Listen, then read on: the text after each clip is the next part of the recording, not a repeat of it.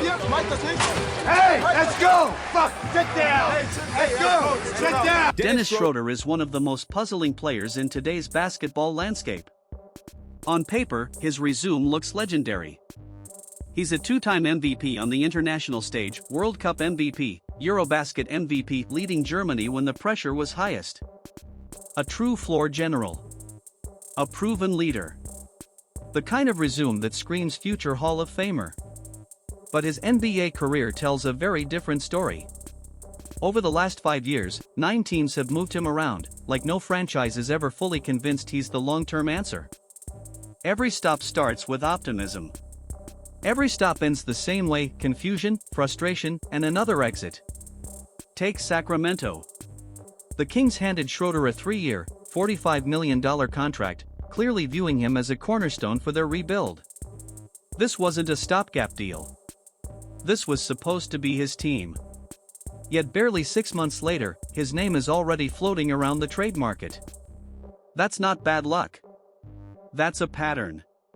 And no matter where Dennis Schroder goes, that cycle keeps repeating. Spinning. Suspended 3 games Saturday for confronting and attempting to strike Luka Doncic after the Kings lost to the Lakers back on December 28th. They jawed at each other. You can see it all here. That's Luka basically telling him, you should have signed that contract. The latest chapter has only made things messier. Schroder was suspended 3 games following a heated tunnel confrontation with Luka Doncic. Reports say the argument escalated to the point where Schroder allegedly tried to take a swing, turning what should have been a routine post-game moment into a full-blown scandal. Luka didn't stay quiet. He fired back online with a sarcastic post, followed by a string of laughing emojis. Social media exploded instantly, turning the clash into another viral headline. And during the game, the tension was obvious. The two were jawing non-stop, words, stares, shoves, everything about it felt personal. Then Luka delivered the ultimate jab. The Lakers contract. That infamous 4-year, $84 million deal Schroder turned down in Los Angeles, a decision that's followed him ever since. When Luka brought it up mid-game, it wasn't just trash talk. It was a reminder. A reminder of the moment that reshaped Schroder's career, the choice that still hangs over him every time he steps on the court. Schroder's entire career. The choice that still hangs over him every time he steps on the court. Dennis Schroder has never been the type to smile, brush it off, and walk away. If he feels disrespected, everyone's going to know immediately. That fire is what makes him such a fierce competitor. But it's also what keeps pulling him into drama. You could see it even back in his FIBA days. Emotional flare-ups. Intense rivalries. Especially against players like Luka Doncic. That edge, the deep need to be respected, has always fueled him. Schroder carries himself like the guy. The leader. The voice in the huddle. The one calling the shots. But that same mentality has caused friction even within his own teams. He's had heated sideline confrontations with Germany's national team coach, Gordon Herbert, moments where neither man was willing to back down. When Schroder believes he's right, he won't fold for anyone. Now that same energy has followed him to Sacramento, only now, the stakes are higher. The Kings didn't sign Schroder to be a role player. They signed him to be the move of the offseason. A seasoned floor general. A stabilizing leader for a young, talented roster. That $45 million deal wasn't just money, it was trust. But reality has shifted fast. Only months into the season, Schroder's role has changed completely. From starting point guard to watching younger players leapfrog him in the rotation. And now, league whispers say Sacramento is already listening to offers, quietly testing the market before the trade deadline. When a team does that, it usually means one thing. Something isn't clicking behind the scenes. On paper, Schroder's production looks familiar, around 13 points and 6 assists per game. Solid. Reliable. But this goes far beyond stats. Sacramento is sliding toward the bottom of the Western Conference. And when a team starts sinking, priorities change. Long-term plans disappear. Flexibility becomes everything. We saw this clearly in Toronto. After Fred VanVleet left, the Raptors brought Schroder in to steady the ship, to bring order. And then he put hands on Luka. I don't want to put a lot of gas on it because it's a weeks old story. But it's scenarios to do that, and I'm hearing he found it. Dennis Schroder gave Toronto exactly what they asked for: leadership, direction, and calm in the chaos. But here's the twist. Dennis wasn't the real problem. Toronto was. The Raptors were stuck in limbo, torn between two paths. One foot in the playoff race, the other leaning toward a full rebuild around their young core. That indecision split the organization down the middle, and Schroder was caught right in between. When Toronto finally chose youth, the message became clear. As solid as Dennis was, his veteran presence no longer fit the new direction. Suddenly, the same traits that once made him valuable, experience, discipline, consistency, made him expendable. The Raptors were ready to move on, and once again, Schroder became the odd man out. Then came Brooklyn. At first, it felt like a lifeline. A clean reset. In a Nets jersey, Schroder started reminding people why he was once viewed as one of the league's best floor generals. The swagger came back. The pace slowed down. His confidence with the ball looked untouchable. For a stretch, he played some of the smoothest, most controlled basketball of his career, proof that maybe all he ever needed was the right fit. But just when stability seemed real, the familiar chaos crept back in.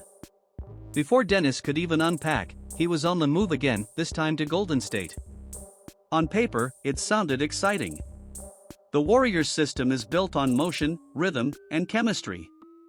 But that style demands constant off-ball movement, instinctive cutting, and a near-telepathic connection between teammates, things that don't come naturally to a guard who's at his best with the ball in his hands. The fit never clicked.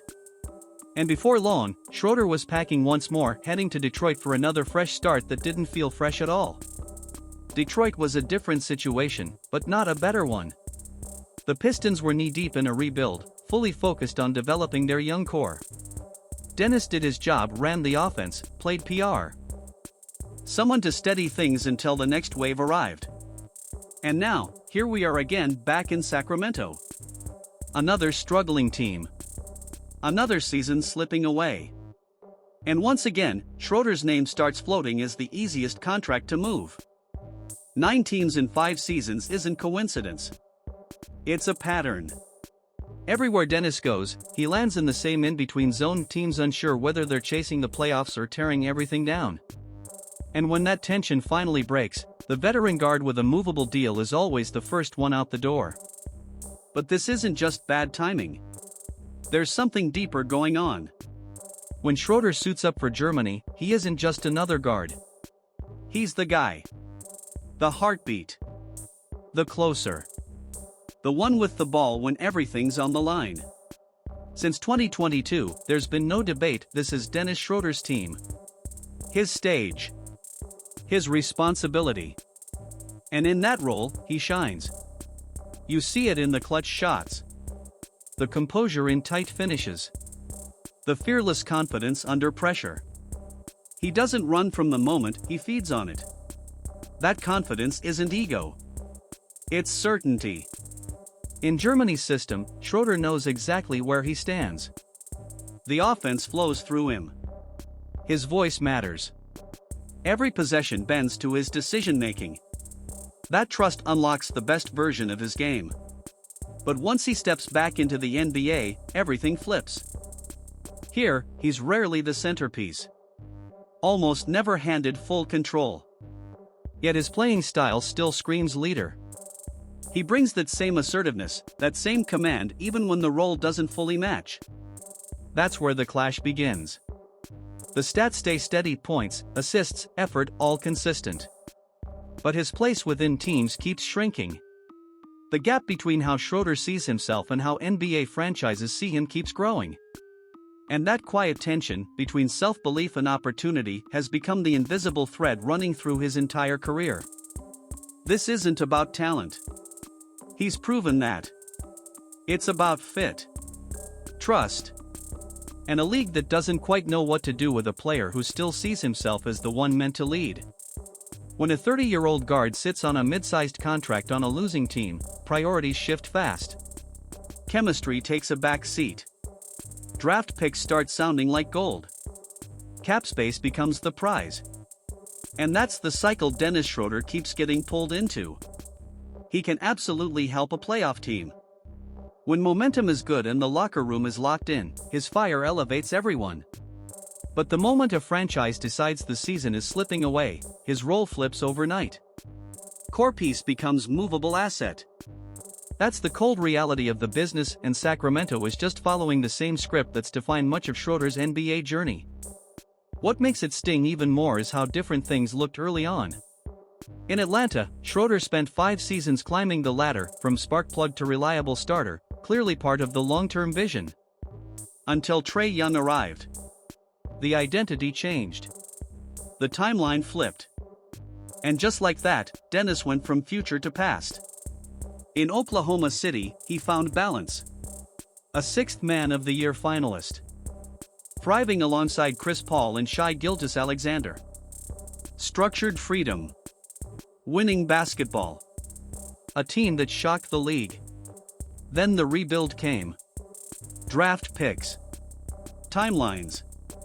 New blueprints. And once again, Schroder didn't fit.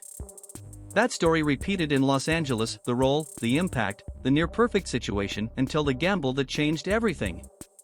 Turning down the 4-year, $84 million extension.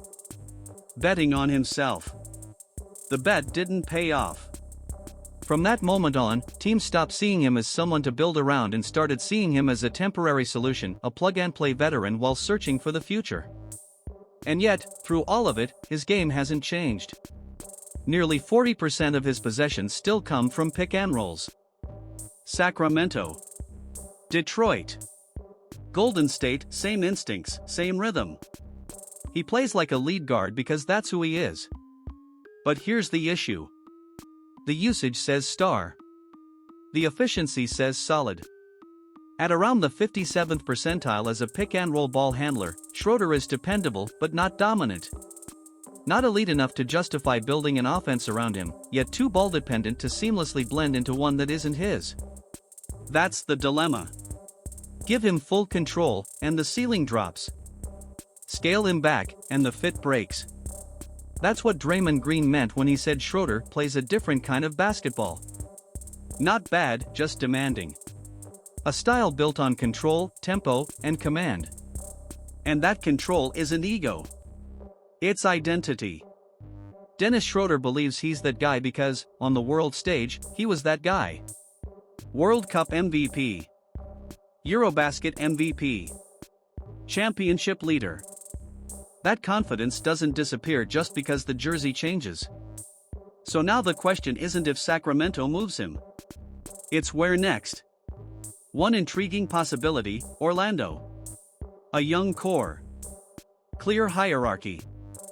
Familiar chemistry with Franz Wagner from the German national team. A team that needs structure more than star power. In that role off the bench, controlled bursts, leadership without full takeover, Schroder could finally fit. But the bigger question still lingers. Is Dennis Schroder a victim of bad timing? Or a player whose game makes long-term stability almost